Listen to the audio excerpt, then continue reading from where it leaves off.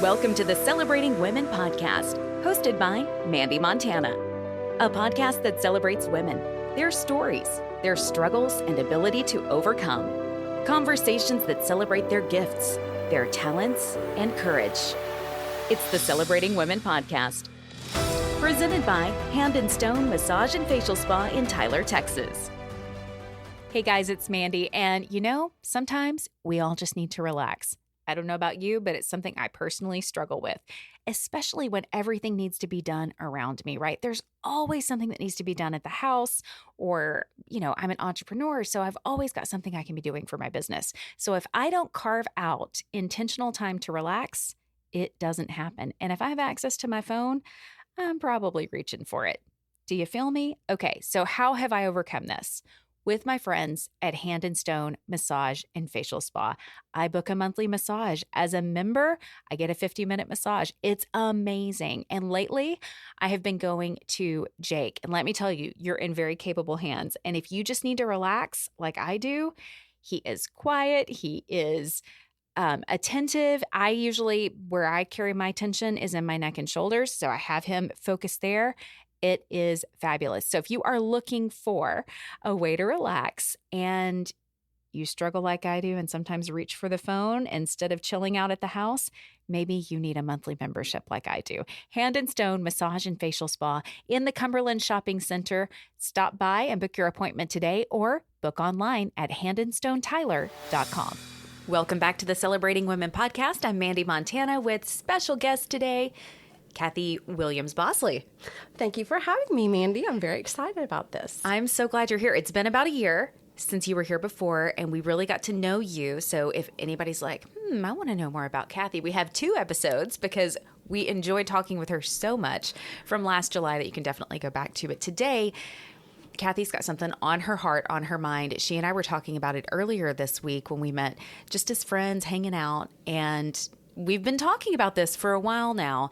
And I see it on social media. People are going soberish. People are cutting back on alcohol, and there's lots of reasons for it.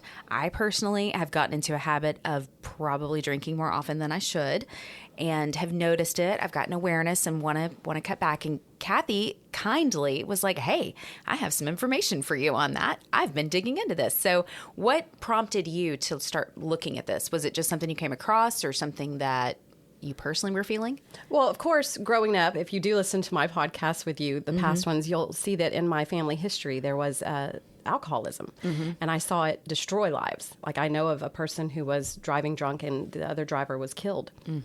Big impact as a young child to see that. So growing up with that, I don't think I was ever headed to be an alcoholic. But the older I've gotten, and I'm just going to say it, the pandemic brought on a large amount of folks who decided that sometime during the day to have that glass of wine was a good idea, and it was a nice little self-medication, and it made it, let's deal with all the nerves and the scariness of this pandemic and the anxiety that came with it. It was coping. Yes. So I would say those combined together with being the age I am now and having my waistline expand every time I literally had one cocktail. I could tell where it was going exactly on my body. And I would work out really hard to fight that. And I thought, wait a minute, let me just look into this a little more. And so this person that I want to talk about today, Dr. Daniel Amen, he does these brain scans. And from his information, I started thinking about it in a more scientific way than I ever had, and he had me. So it's really, there's so much about him that I want to share today, and then take you into what he did in looking into maybe why alcohol isn't so great for your brain. So we're not saying like, oh my gosh, shame, no, feel guilty about having a drink. That's not what this episode is about. This episode is just more like, hey, I have an awareness that I'd like to drink less. Number one, why am I doing it? Like, what is prompting me to do that? Is it a habit? Where did it come from? And what is it doing to my body each time that I am utilizing that coping mechanism? Because I, like you, have been fighting the same thing. I'm doing all the right things. I'm eating well. I'm working out like 5 days a week. I drink a ton of water. I get good sleep. I do a lot of things well. But there is a certain part of my body that chooses not to shrink anymore. And I think it could be related to alcohol. I think it is. I do. Yeah. And I do. So, and my final take on it all, I think I mentioned this in my other ones, is I think it should always be a celebratory moment. If you are celebrating, like if you're at a wedding and there's champagne, by all means. If you partake in alcohol, then have a champagne toast. If you are celebrating a birthday, yes, have a drink at the birthday party or wherever you're at. Like, so having celebratory drinks, great. And very small amounts of the wine, like they do in Europe with dinner, that kind of thing. But when you are having the drinks, again, to cope and self-medicate, and it is affecting your physical body, perhaps think about changing it up. Yeah. That's all I'm suggesting. So did you stumble across this online? I love that. Like, I love that about you, and I love that about the world today is we have access to so much information, so much so that sometimes we don't necessarily absorb it all. But what I love about you is you're like, no, I am a lifelong learner, and I want to dig into something. And I obsess whenever I get curious about something, and I think you might have a little bit of that tendency too.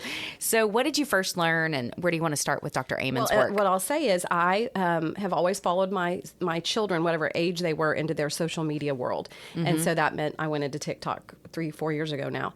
And when I went in there, I made the algorithm, because you get to set the algorithm by the things you choose to watch and the things you say you're not interested in. And by doing so, I found lots of really good information. There has been so much about homeopathic health things and your mind and your brain and making it better, and just so much good material. And one of the best producers of content, creators, whatever you want to call it, on YouTube, Instagram, and TikTok is this man, Dr. Daniel Amen. And he's a psychiatrist. He has 11 clinics across the country. And his mission is to end mental illness by creating a revolution in brain health. He had me. The science teacher in me, the curious person about how to retrain my brain. I love all of that. Like our dear friend Carlene Dark, she listens to Craig Groeschel, and he has a whole series on retraining your brain and making new neural pathways and talking about all of that. So take all of that and mix it together, and I'm introduced to this man. He is the sweetest man when he's talking to you, almost Andy Griffith-like, just so sweet the way he delivers the message of all this science. So he has scanned over 225,000 brains. That's a little bit of data, Mandee. Yeah, that's a lot of data. Yeah. He might have some ground to stand on to proclaim these things. Yes. So he looks at all the scans of the brains, and he's able to tell by looking at the brain what is working in the brain, what isn't. Is it pre-Alzheimer brain? Did it have a concussion? He can tell all of these things from these specs. He can tell if you have ADHD, all these things. I want to go get one so badly. Right? I want to see my brain, because I already know that it's ADHD. But I do want to see how it actually fires and works and does all the things that it does. But what I loved the most is the very first thing he got me on was talking about, his phrase is, don't believe every negative thought. And that's what pulled me in. And then the brain scans and this premise. And then from there, I just went forward. So one of the things, he's written a book, a couple of them actually. I think one of them's called Raising Mentally Strong Kids. And another one he just wrote is You, Happier. And the two both are about mental health, about being strong mentally so that you can be happy. And so the very first thing he talked about was mentally strong people ask themselves, they say these 3 words to themselves: does it fit? So you say to yourself, okay, what do you want in your relationships, your work, your money, your physical, emotional, spiritual health? And then you ask yourself, does my behavior fit the goals that I have for my life? So let's go back to having a glass of wine or 2 glasses or however many glasses each night of the week to cope with the hard day at work. Is this fitting your life goals? Are you getting healthier by Friday?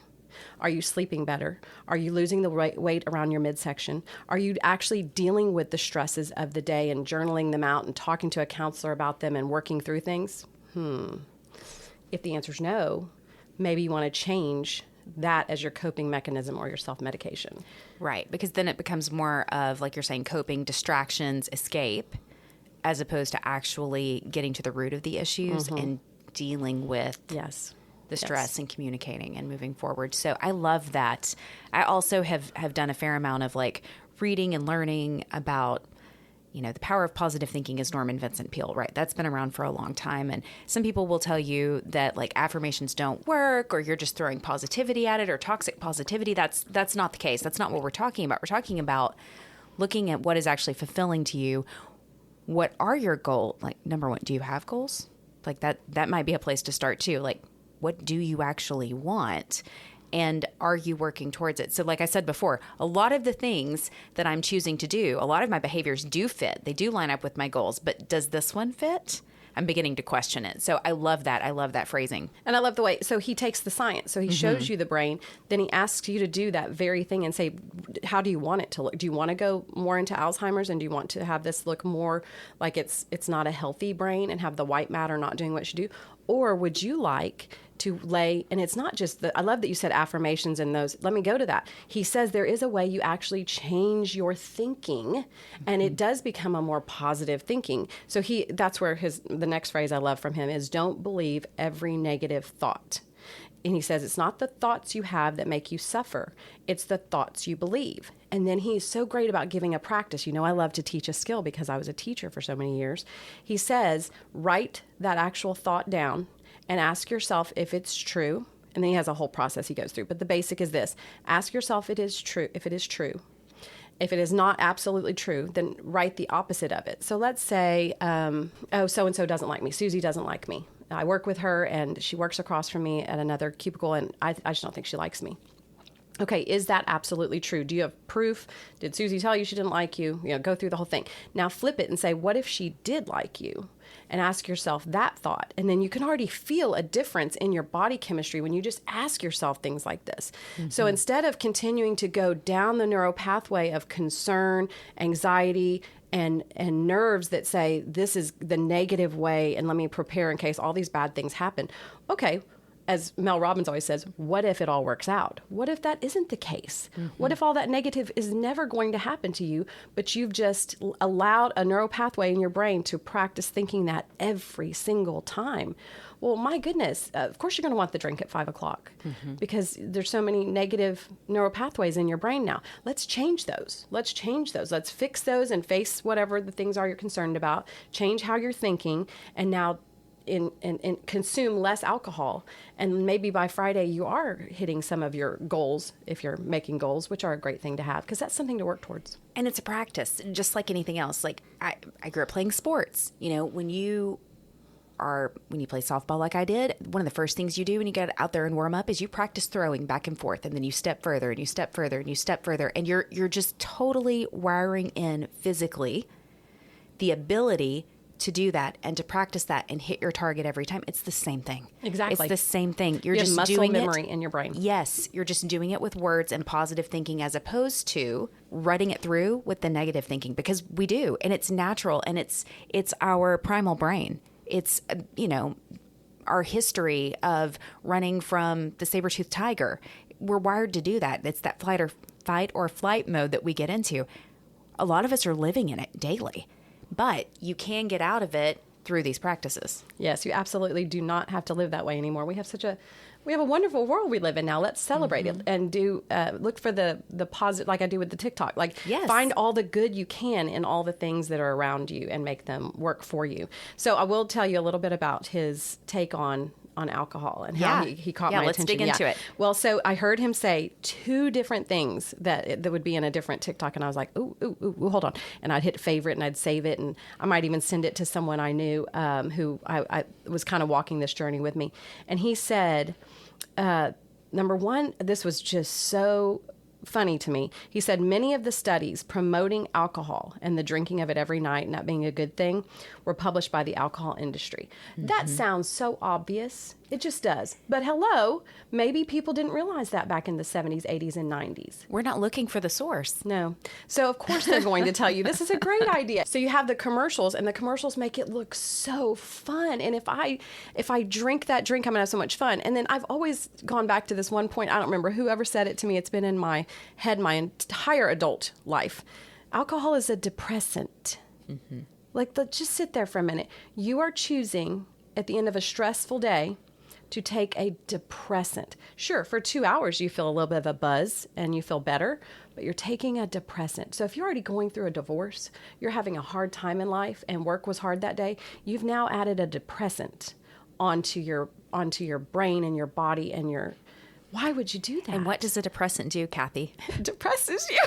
I mean, it does physically. It should sound obvious because it's right there. Yes. But until you go, oh, wait a minute. What am I doing here? What is the purpose of this, and how is this actually working?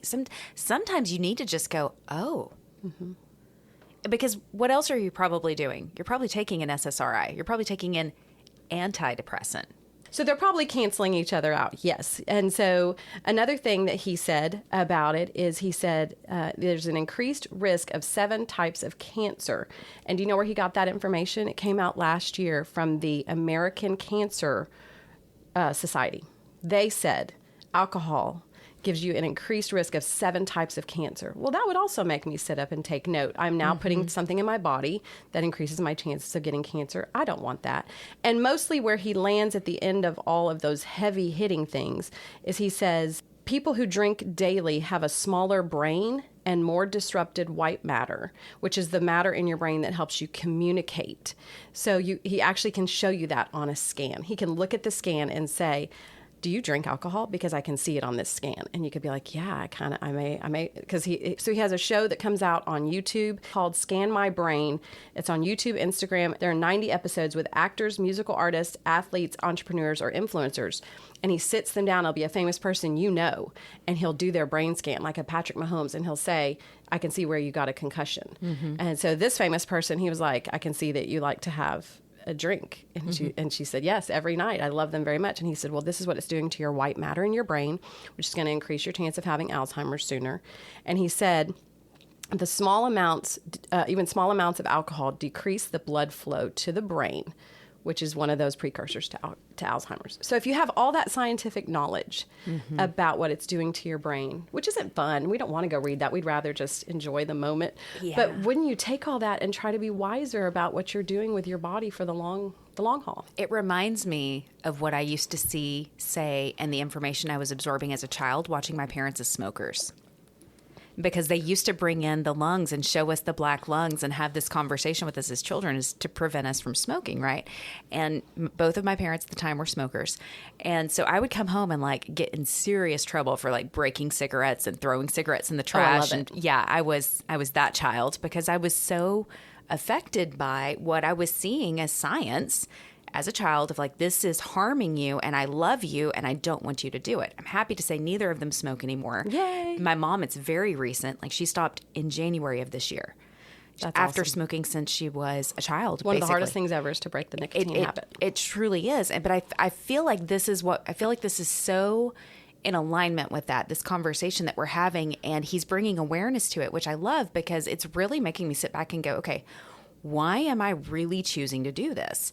Could I be having just as much fun, enjoying myself just as much, having a seltzer water and, some fruit mixed in with it? 2 things. You can rewire your brain in this area as well, and it can grow and become healthy. So just like the lungs, they would show us when we were kids. I remember this. They would show even 30 days after stopping smoking how much your lungs would regrow new cells and therefore be healthier. And you would lose that black lung that would go away over time. Same thing can happen in your brain and your body when you decrease the use of alcohol. And yes, if you go for that walk out in the sunshine, if you choose that healthy thing to eat, I know that I say the silliest things, but truly eating an apple is the same as having a cup of coffee. It causes this caffeine boost in your body that's similar to caffeine, but an apple doesn't have the caffeine. But it'll make you feel like you have a bolt of energy. So if you choose, if you research, if you do like I do, if you go get on TikTok, if you go read articles or wherever you're seeking your information and find inspirational ways to include healthier food and walking and doing these things, you can make it where you deal with the stress and you are coping instead of thinking, I need an escape for the next 2 hours.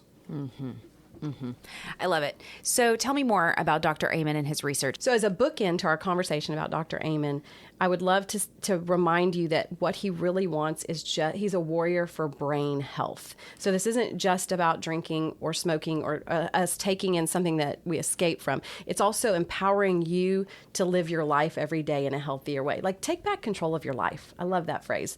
So one of the things he says is the rule of 12. So let's say any of you are going on vacation this summer, and let's say, didn't you go to Europe maybe for your honeymoon? Did you go? Okay. Yeah. So you are going to go on your honeymoon. And so as he was heading with his wife to go to Europe, he looked at her and said, you realize 12 things are most likely going to go wrong in the next, I think it was a 2-week vacation. You're going to fly. You're going to have to deal with passports. It's overseas. There could be traffic.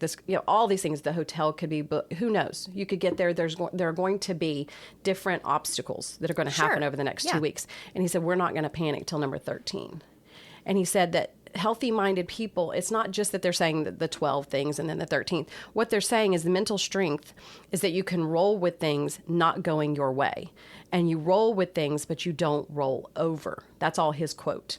You know challenges are coming. You know, I love to talk about this too. You're probably going to get a call at some day that, you know, at our age, one of our parents is going to die. So I've had a parent die. So you're going to get that call. You're going to get a heavy call. There could be something happen with your work. I have 3 children. I could get a phone call about a car wreck. Bad things and hard things and challenging things are out there every day. Why are we so surprised when they happen? If you are going to travel, something very well could go wrong. We could have a delayed flight. Why are you flying to an airport in this day and age and not expecting a delayed flight? I think you should almost be making bets with whoever you're flying with. How delayed do you think the flights are going to be today? Right. And we just laughed at that because you and I are the type of people who try to find a good angle and humor and laugh at it instead of thinking, I'm so mad I'm going to be late. Okay, what can you move the airplane? No. And you mentioned our good friend, Carlene Dark, earlier. One of the things that she taught me early on in our friendship, she used this phrase, and I thought it was so beautiful that I've adopted it. I use it all the time now. And it's when something like that happens, use it as a gift of time.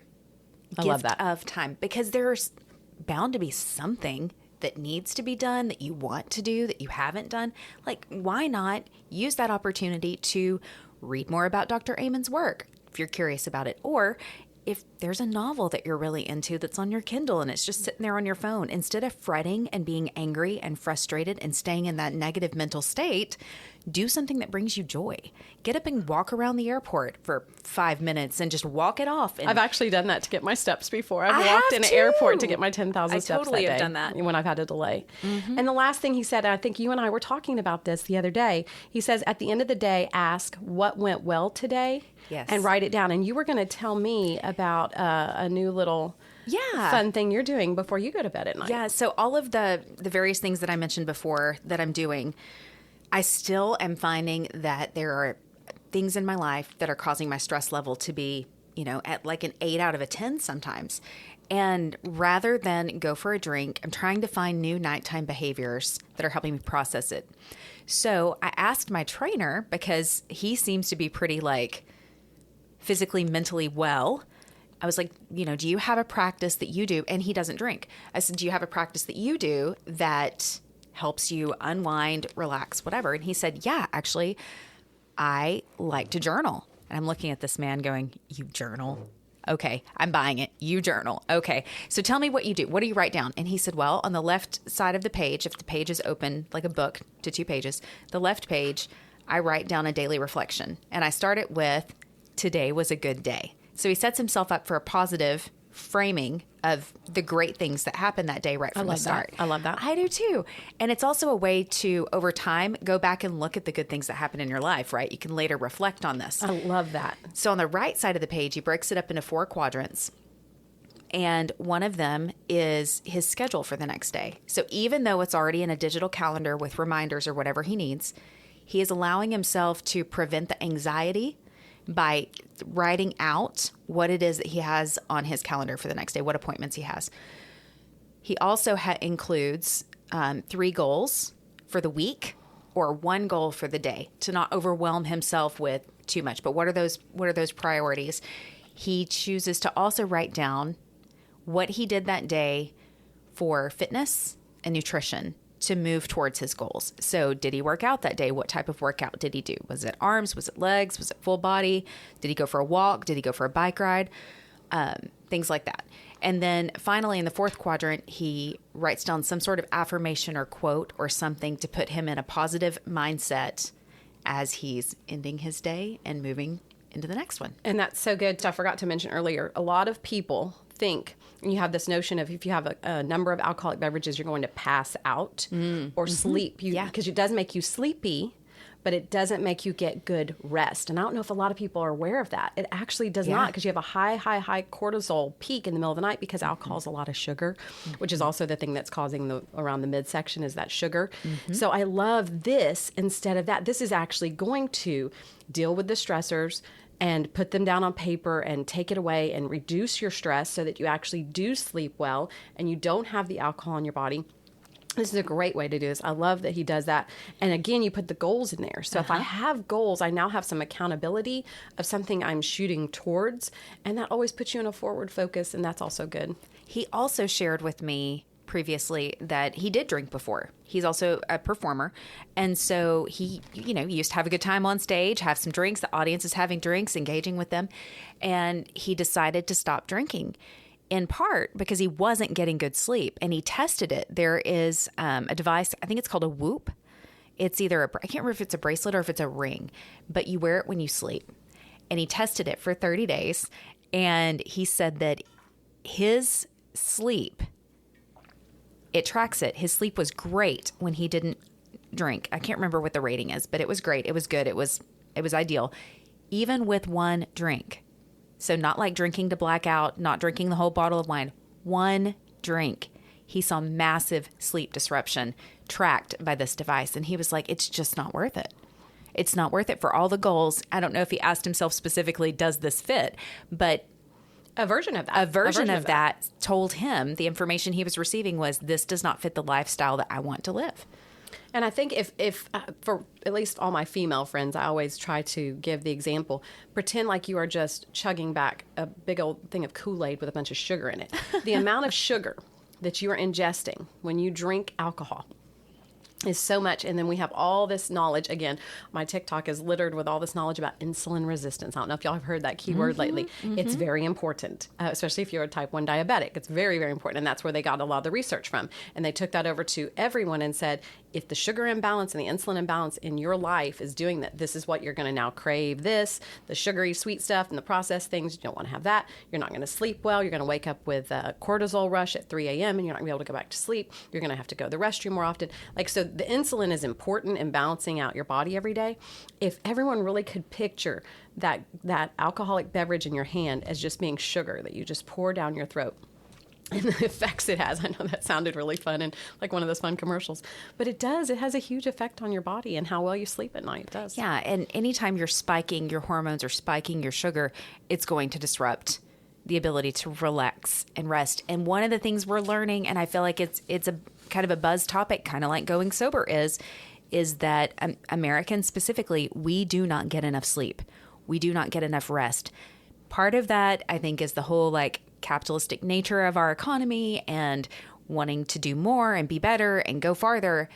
The problem is, if you don't allow yourself to rest, you cannot do those things. And if you're pouring sugar and you're pouring alcohol into your system all the time, which I am just as guilty of. This is not me shaming anyone. This is me owning my own ish right now. It prevents you from being able to rest and relax. And I've talked about that on various episodes of the podcast, that I really struggle to relax. It's one of the reasons that I love having Hand and Stone as our sponsor, because it is scheduled time for me to go and relax and just unwind and let that cortisol level completely drop. I mean, if I take a nap while I'm in there, I'm happy.